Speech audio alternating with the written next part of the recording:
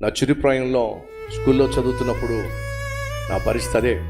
పెద్దగా చదువు అబ్బల, అల్లరి చిల్లరగా తిరిగేవాడిని. లోకజ్ఞానం నాకు అబ్బల. అమ్మేమో ఎందుకు పుట్టావురా అని ప్రశ్నిస్తూ ఉండేది. ఎందుకో పుట్టానని,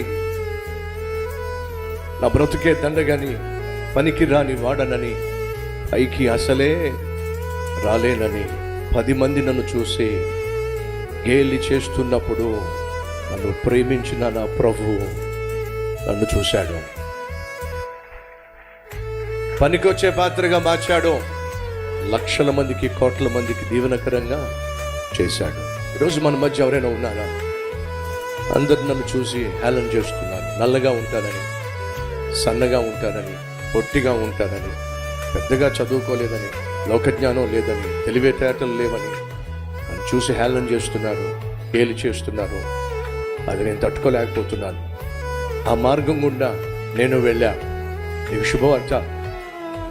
నీకున్న రంగును బట్టో, నీకున్న హైట్ను బట్టో, నీకున్న స్థితిగతులను బట్టో, నీకున్న బలహీనతలను బట్టో హేళన చేసేవాళ్ళు, లోకువు చేసి మాట్లాడేవాళ్ళు, తగ్గించి మాట్లాడేవాళ్ళు ఈ లోకంలో చాలామంది ఉంటారు.